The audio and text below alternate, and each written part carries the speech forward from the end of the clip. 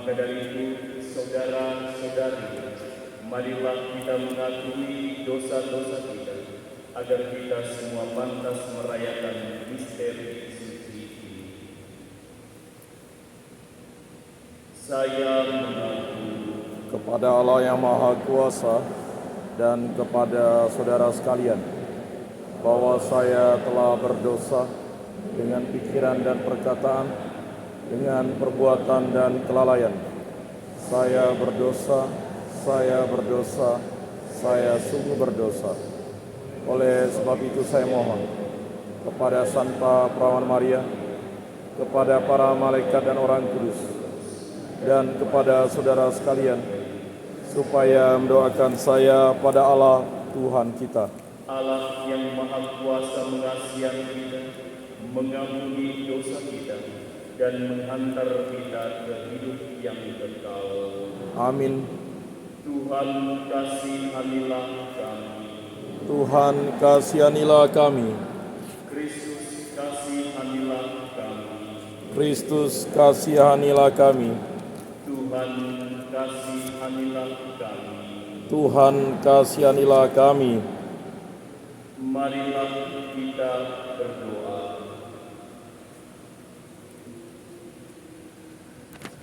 Allah Bapa Maha Murah Hati, kabulkanlah doa kami dan bantulah kami dalam kesusahan.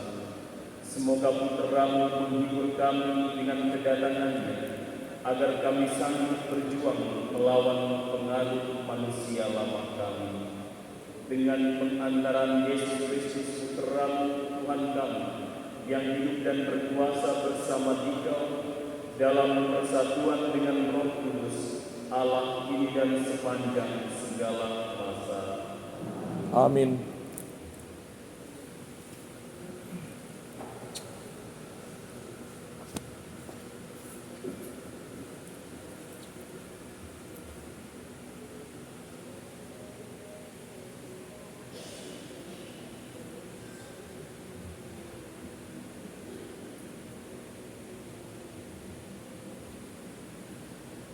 Bacaan diambil dari Nubuat Daniel. Seseorang serupa anak manusia datang bersama-sama awan gemawan. Aku, Daniel, mendapat suatu penglihatan pada waktu malam. Tampak keempat angin dari langit dikuncangkan laut besar.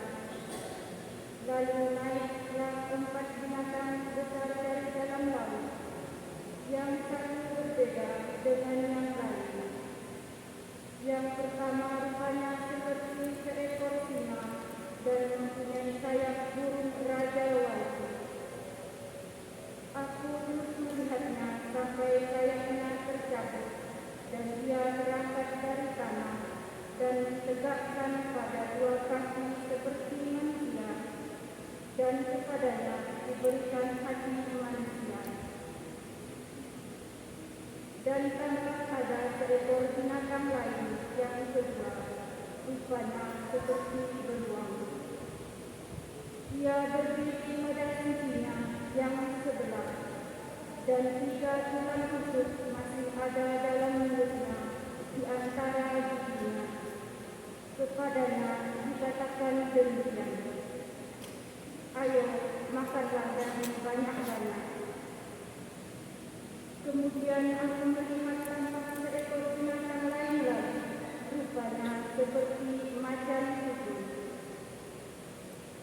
Ada 4 sayap biru pada punggungnya. Lagi pula binatang itu berkepala 4, dan kepadanya diberikan kekuasaan. Kemudian aku melihat dalam penglihatan malam itu, tampak seekor binatang yang keempat dan menakutkan dan mendahsyatkan. Ia sangat kuat. Ia berdiri besar dan bersih. Ia melahap dan merenggut mangsanya, dan sisanya diinjak-injak dengan kakinya. Ia berbeda dengan segala binatang yang terganggu. Lagi pula Sementara aku memperhatikan tanduk-tanduk itu, tumbuhlah di antaranya suatu tanduk lain yang kecil, sehingga 3 dari tanduk-tanduk yang dahulu tercabut. Pada tanduk itu tampak ada mata seperti mata manusia dan mulut yang menyambung. Sementara akan terus terlihat tahta-tahta diletakkan lagi, duduklah yang lain usianya. Pakaiannya putih seperti salju dan rambutnya bersih seperti bulu domba. Tahtanya dari nyala api, rodanya dari api yang berkobar-kobar. Suatu sungai api timbul dan mengalir dari hadapannya. Beribu-ribu melayani dia, dan beratus-ratus ribu berdiri di hadapannya. Lalu duduklah majelis pengadilan dan dibukalah kitab-kitab. Aku terus melihatnya, karena tanduk kecil binatang yang keempat itu mengucapkan kata-kata sombong. Aku terus melihatnya sampai binatang itu dibunuh. Bangkainya dinyatakan dan dilemparkan ke dalam api yang membakar. Juga kekuasaan binatang-binatang yang lain dicabut, dan jangka hidup mereka ditentukan sampai waktu dan saatnya. Aku terus melihat dalam penglihatan waktu malam itu, nampak seseorang serupa anak manusia datang dari langit bersama awan gemawan. Ia menghadap dia yang telah lanjut usianya, dan diantar ke hadapannya. Kepada yang berupa anak manusia itu diserahkan kekuasaan, kehormatan, dan kuasa sebagai raja. Dan segala bangsa, suku, dan bahasa mengabdi kepadanya. Kekuasaannya kekal padanya, dan kerajaannya tak akan binasa. Demikianlah sabda Tuhan. Syukur kepada Allah.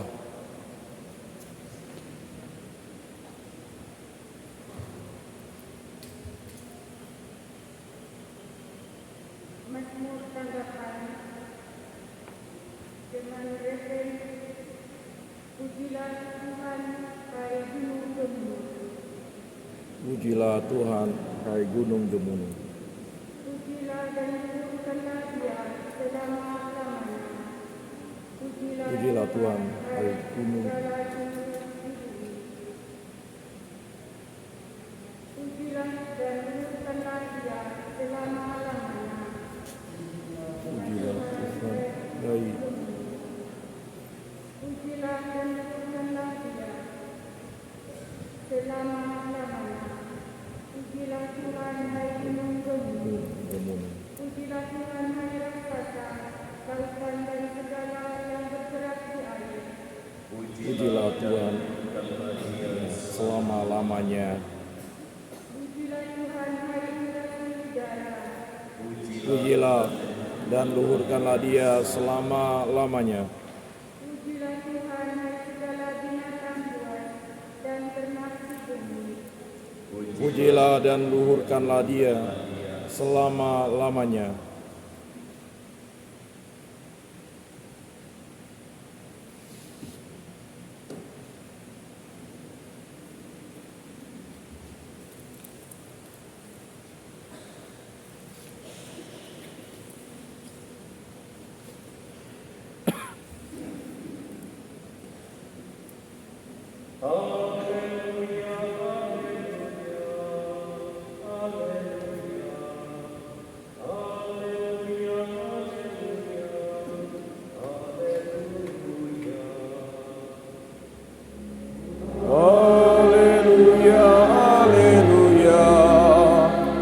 Haleluya.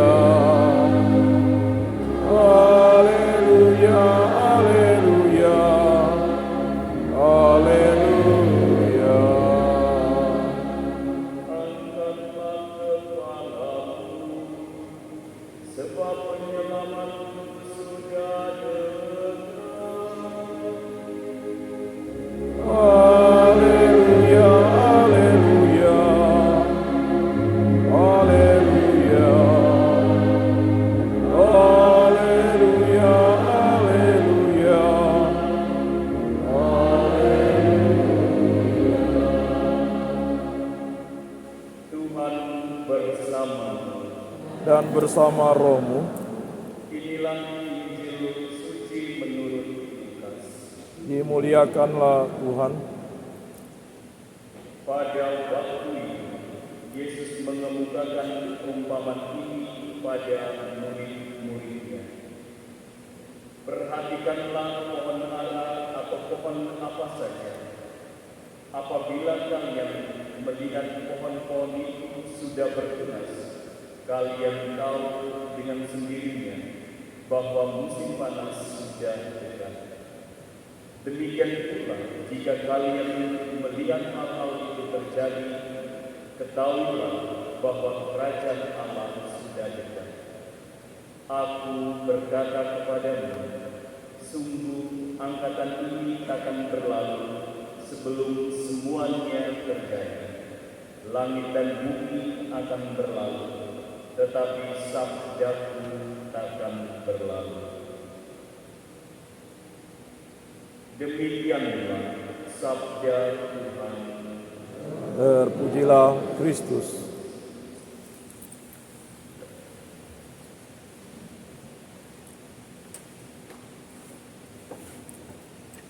Saudara-saudariku yang dikasihi Tuhan, begitu sederhananya Allah mengajarkan kepada umatnya untuk membaca tanda-tanda kehadiran. Kehadiran ciptaan lainnya yang dibuat oleh Allah sendiri memberi jejak-jejak keberadaan. Tinggal kita sendirilah bagaimana memahami dan memaknai setiap yang ada dan peristiwa yang terjadi di dalam hidup kita. Pertanyaan yang perlu kita renungkan bersama ialah, apa yang membayang ini sampai Allah harus berkata, langit dan bumi akan berlalu, tetapi sabdaku akan berlalu. Dari sabda ini, Allah sendiri meminta kepada kita sekalian, jagalah dirimu, jangan sampai hatimu syarat dengan kecemasan dunia. Jangan sampai terlalu fokus dengan urusan dunia, kita lupa Allah sedang hadir dengan mujizatnya di depan mata.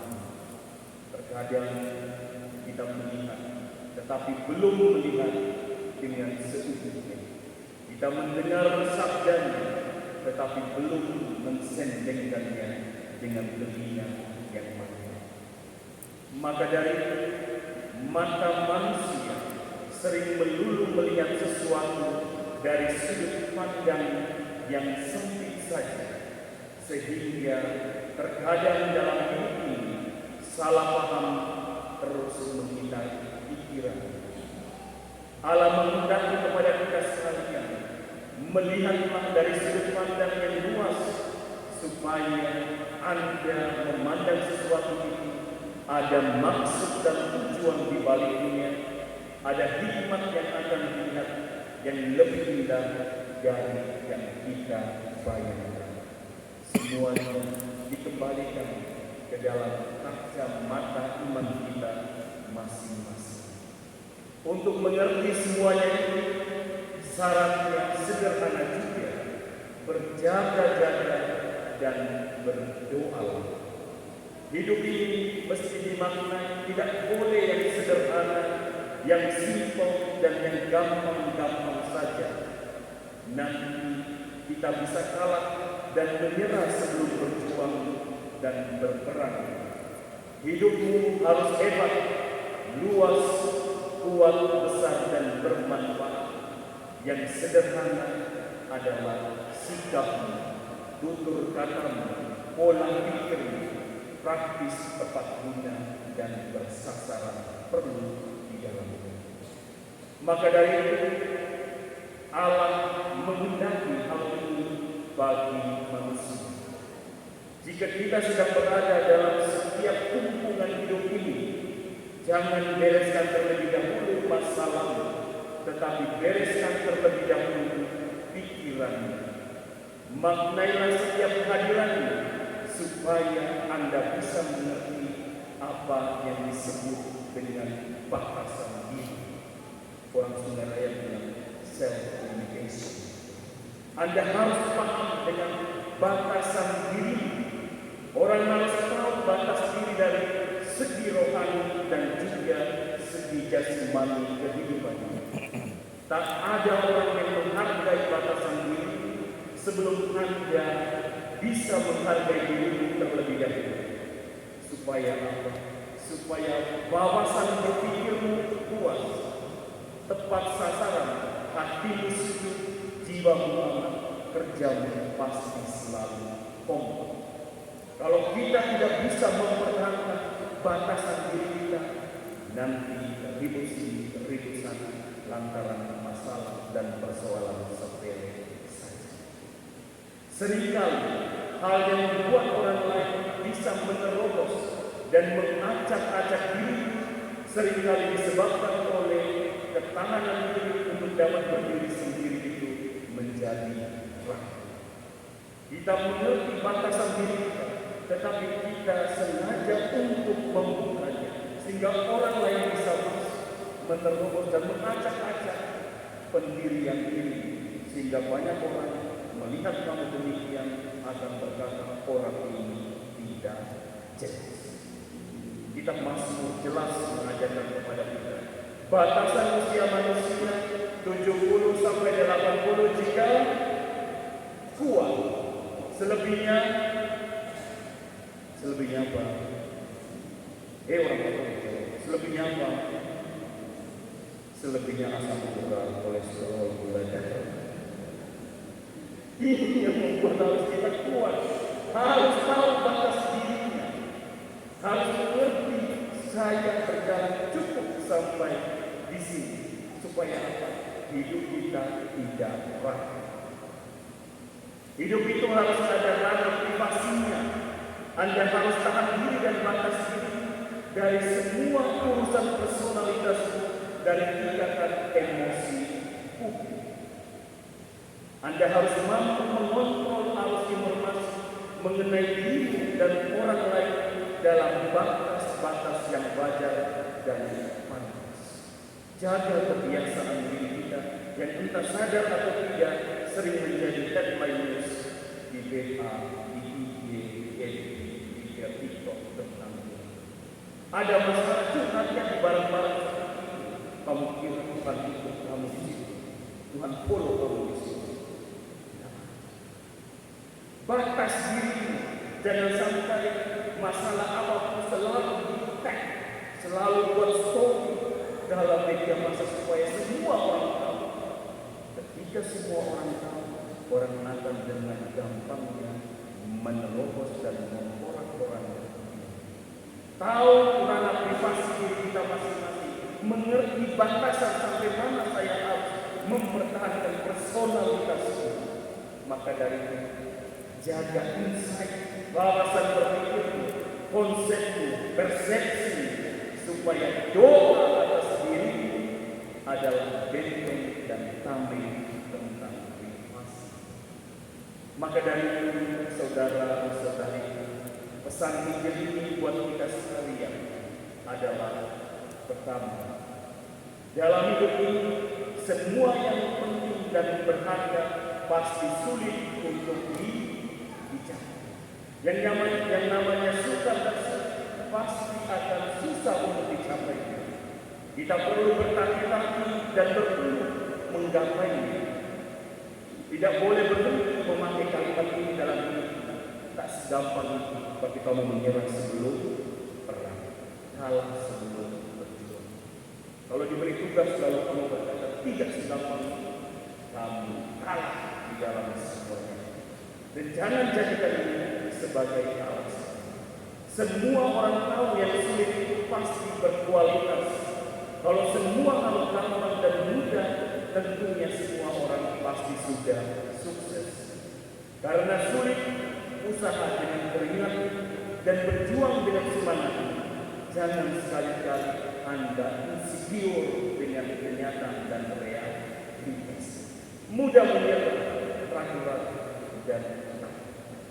Yang kedua, kalau Anda bekerja, bukan bayaran atau upah yang menentukan kualitas diri, kualitas yang menentukan bayaran. Sebab kualitas kerjamu adalah identitas pribadi yang tak ditentukan berapa jumlah yang harus dibayar. Biar hidupmu tenang, aman, dan damai. Yang ketiga, hindarilah perkataan seperti ini. Definisi ultimate orang malas, mau bayarannya saja tetapi tidak mau kerja.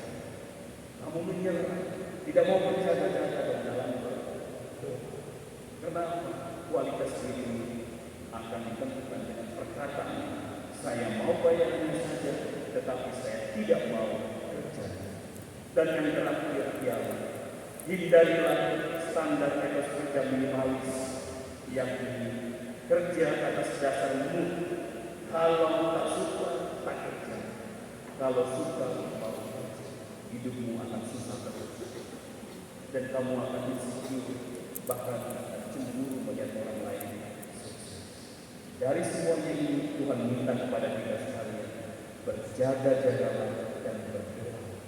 Sebab hidup kita kalau susah, pasti kita meminta kepada Tuhan. Hidup susah terus. Padahal saya rajin berdoa. Nanti Yesus disalahkan, gereja politik diperhentikan. Tuhan Yesus memberkati kita sekalian. Amin.